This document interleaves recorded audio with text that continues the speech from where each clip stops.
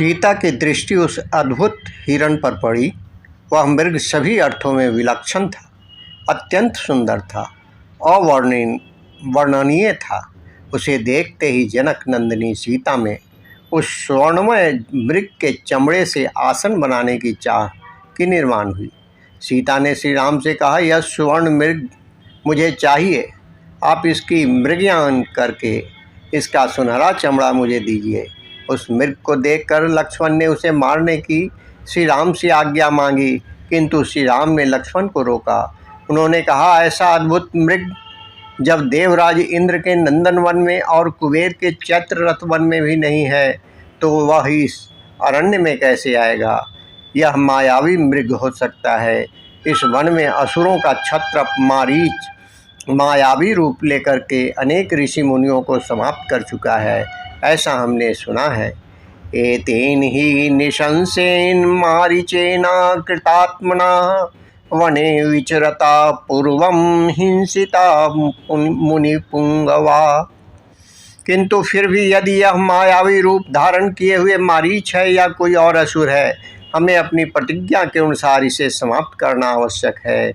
यदि वायम तथा यन्मां भवेद्वदासी लक्ष्मण मायैसा राक्षस्येति कर्तव्योस्य वधो मया। श्री राम ने लक्ष्मण को सीता की रक्षा के लिए पर्णकुटी में रुकने को कहा तथा वे उस स्वर्ण मृग की मृगया के लिए वन में चले गए। श्री राम के वायु गति से छुटे वाहन से स्वर्ण मृग का रूप धारण किए हुए मारीच तुरंत मृत्युलोक सिधार गया, किंतु मृत्यु के पूर्व वान लगते ही वह अपने भयानक राक्षस रूप में आया और उसने अत्यंत उच्च स्वर में, हे सीते, हे लक्ष्मण, ऐसा श्री राम की आवाज़ में पुकारा। श्री राम मारीच का षड्यंत्र समझ गए, किंतु वह मारीच की शिकार करते करते वन में काफ़ी दूर चले आए थे, अतः वे तुरंत पर्णकुटी की ओर चल पड़े।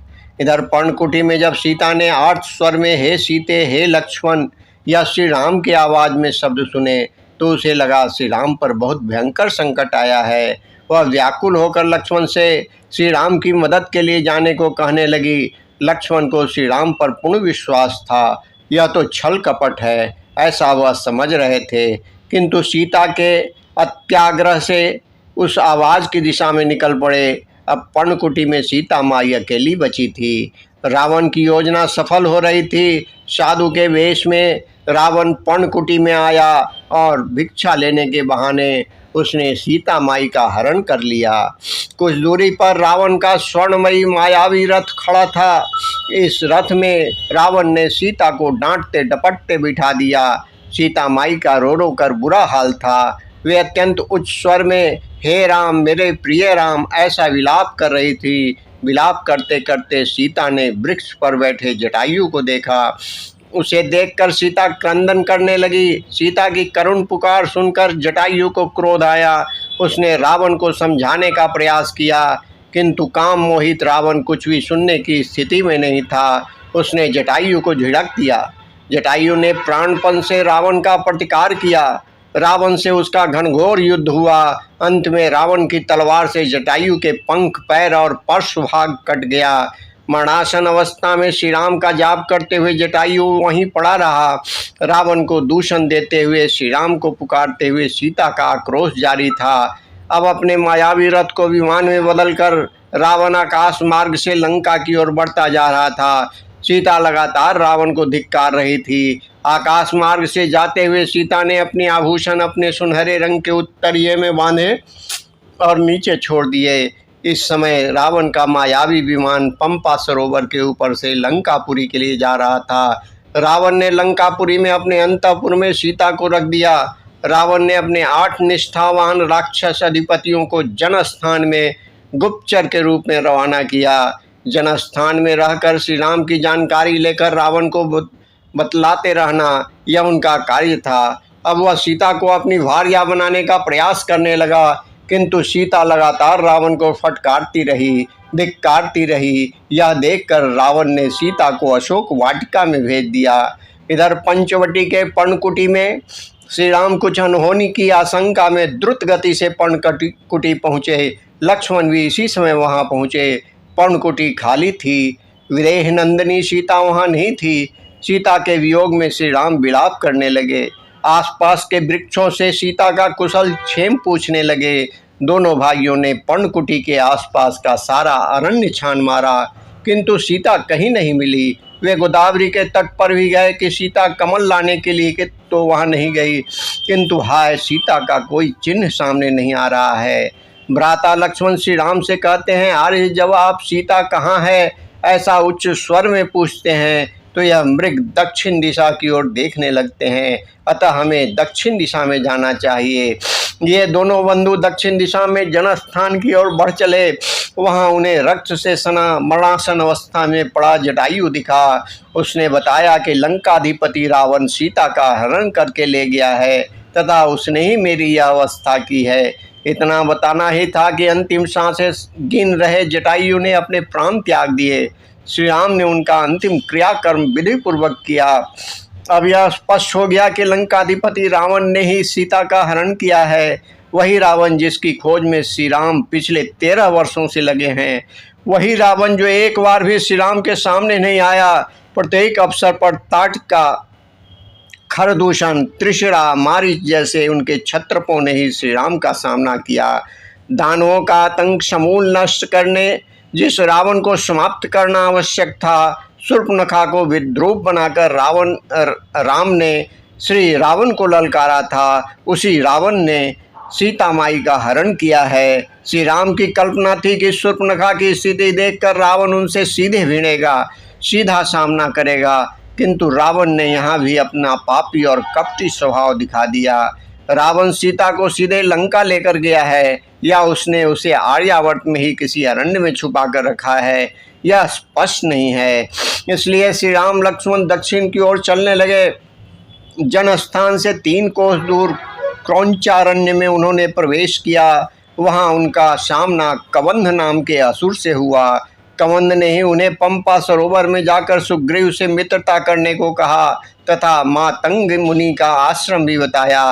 पंपा सरोवर के पश्चिमी तट पर उन्हें बहुसंख्य वृक्षों से घिरा एक सुरम्य आश्रम दिखा। इस आश्रम में एक वृद्ध और एक सिद्ध तपस्विनी रहती थी, शबरी।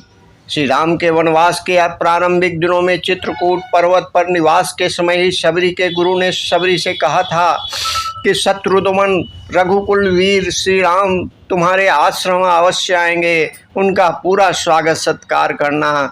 तब से शबरी श्री राम की प्रतीक्षा में थी। आज उसकी प्रतीक्षा सार्थक हुई। प्रभु श्री रामचंद्र ने उन्हें साक्षात दर्शन दिए। शबरी कृतार्थ हो गई। शबरी की कुटी से श्री राम लक्ष्मण पंपा पुष्करणी में पहुँचे। सामने ऋष्यमुख पर्वत था। वानरराज सुग्रीव उस समय वहां विचरण कर रहे थे।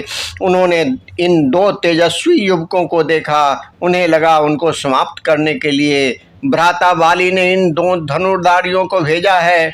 सुग्रीव ने पवन सुत हनुमान को इन 2 तेजस्वी युवकों की जानकारी लेने के लिए पास भेजा। यहाँ एक नया इतिहास लिखा जा रहा था। युगों युगों तक जिनके उदाहरण दिए जाएंगे, जिनके दाखले सुनाए जाएंगे, जिनके कारण किस्से कहानियां अटी पड़ी रहेगी, ऐसी मित्रता का सूत्रपात होने जा रहा था। श्री राम और हनुमान की पहली भेंट। हनुमान ने अत्यंत विनीत भाव से उन 2 रघुवंशी वीरों के पास जाकर मधुर वाणी में उनके साथ वार्तालाप प्रारंभ किया। उन्होंने कहा, वानर शिरोमणियों के राजा सुग्रीव के भेजने से मैं आपके यहाँ आया हूँ। मेरा नाम हनुमान है, मैं भी वानर जाति का हूँ। प्राप्तो हम प्रेषितस्तेन सुग्रीवेन महात्मना राज्ञा वानर मुख्यानाम हनुमानावम। वानर हनुमान की यह बातें सुनकर श्री राम अत्यंत प्रसन्न हुए। उन्होंने लक्ष्मण से कहा, जिसके कार्य साधक दूत ऐसे उत्तम गुणों से युक्त हों, उस राजा के सभी मनोरथ दूतों की बातचीत से ही सिद्ध हो जाते हैं। एवं गुण गणैर्युक्ता यस्यु कार्य साधका तस्य सिद्ध्यन्ति सर्वार्था दूत वाक्य प्रचोदिता। हनुमान की मध्यस्थता से श्री राम और सुग्रीव की मित्रता हुई। सुग्रीव अपने बारे में सारी जानकारी श्री राम को दी। ऋषिमुख के मलय पर्वत पर बैठकर यह सारा वार्तालाप हो रहा है। सुग्रीव ने बताया कि किस प्रकार से उनके भाई बाली ने युद्ध में हराकर न केवल राज्य छीन लिया वरन उनकी पत्नी भी उनसे छीन ली। अब वह आतंकित होकर भय के छाये में वन में इस दुर्गम पर्वत के आश्रय रह रहे हैं। सुग्रीव श्री राम से प्रार्थना करते हैं कि अन्यायपूर्वक राज्य और पत्नी को हथियाने वाले वाली का वे वध कर दें। श्री राम उसे स्वीकार करते हैं। वे वाली के बारे में अधिक जानकारी लेते हैं। किसी समय वाली ने लंकाधिपति रावण को भी परास्त किया था, किंतु इन दिनों वह एक प्रकार से रावण के छत्रप के रूप में कार्य कर रहा है। इस पूरे क्षेत्र में वाली का आतंक है। मातंग मुनि जैसे श्रेष्ठ महर्षि का भी उसने अपमान किया है, इसलिए मातंग मुनि ने वाली को शाप भी दिया है। इसी बीच सुग्रीव, हनुमान और वानर समूह श्री राम लक्ष्मण को सुवर्णमय उत्तरीय में बांधे आभूषण दिखाते हैं कि एक स्त्री ने आक्रोश करते हुए यह आभूषण यहाँ गिराए थे। श्री राम तत्काल उन्हें पहचान लेते हैं। सीता के वियोग में पुनः हुए शोकाकुल हो जाते हैं। अर्थात अब तो वो यहाँ तय है कि रावण सीता को लेकर लंका ही गया है। इसका अर्थ है लंका में जाकर रावण से युद्ध करना और सीता को छुड़ाना। रावण से युद्ध का अवसर तो श्री राम अपने वनवास के प्रारंभ से ढूंढ रहे थे, वह बन रहा है, किंतु वह भी कैसी परिस्थिति में जब सीता रावण की कैद में है। तब श्री राम सोचते हैं रावण का अंत दैवी चमत्कार के बगैर करना यह तो पहले से तय है। रावण का वध करेंगे तो जन सामान्य को साथ लेकर, इसके लिए ये वानर अर्थात वनों में रहने वाले नर अर्थात वनवासी उपयुक्त हैं। उनको संगठित करके रावण का अंत किया जा सकता है। इसके लिए पहले वनवासियों में आतंक का पर्याय बने हुए बाली का वध करना आवश्यक है। श्री राम सुग्रीव को कहते हैं बाली को ललकारो, उसके साथ युद्ध करो, बाकी मैं देख लेता हूँ। सुग्रीव पहले तो झिझकता है, किंतु बाद में श्री राम की आज्ञा से बाली को ललकारता है। बाली बली है, उत्तम योद्धा है। वह सुग्रीव से युद्ध करने मैदान में आया। सुग्रीव बाली का घनघोर युद्ध प्रारंभ हुआ। बाली सुग्रीव पर भारी पड़ रहा था। यह देखकर श्री राम ने अपने तेजस्वी बाण को बाली पर छोड़ा। बाण के आघात से आहत होकर बाली जमीन पर गिर पड़ा। सामने धनुष लिए श्री राम को देखकर बाली श्री राम को फटकारने लगा, उन्हें दूषण देने लगा, अन्यायपूर्वक आक्रमण किया, ऐसा कहने लगा। श्री राम ने इस पर बाली को विस्तृत रूप से उत्तर दिया। श्री राम ने कहा, वानर राज, तुम धर्म से भ्रष्ट हो, स्वेच्छाचारी हो गए हो और अपने भाई की स्त्री रूमा का उपभोग करते हो। तुम्हारी इसी अपराध के कारण तुम्हें यह दंड दिया गया है। तदव्यतीतस्य ते धर्मात् कामवृत्तस्य वानरः भ्रातृभार्याव मर्षे अस्मिन् दंडो अयम प्रतिपादितः। श्री राम के तर्कों से संतुष्ट बाली अपने अपराध के लिए क्षमा मांगते हुए देह त्याग करता है। श्री राम के स्कंधा पर सुग्रीव का राज्याभिषेक करवाते हैं। बाली पुत्र अंगद को युवराज के रूप में स्थापित करते हैं। इस पूरे समारोह में राम प्रत्यक्ष उपस्थित नहीं रहते। श्री राम की योजना है रावण से लड़ने हेतु सेना के निर्माण की। रावण बलशाली है, धनवान है, अस्त्रों से परिपूर्ण है, यह जानकारी श्री राम को है। ऐसे बलवान और शक्तिशाली असुर का निर्दलन करने एक सशक्त और मजबूत सेना की आवश्यकता है और इस हेतु श्री राम लक्ष्मण प्रस्त्रवणगिरि पर निवास कर रहे हैं। हनुमान की मदद से वे लक्ष्मण के साथ वानरों अर्थात वनवासियों को युद्ध का प्रशिक्षण दे रहे हैं। सुग्रीव की सेना के अधिकारी इस सैन्य प्रशिक्षण में मदद दे रहे हैं। यह वर्षा ऋतु का समय है। चाहते तो श्री राम लक्ष्मण इसी ऋतु में लंका के समीप पहुंच जाते, किंतु रावण का निर्दलन करने सेना आवश्यक है, जिसकी तैयारी यहाँ चल रही है।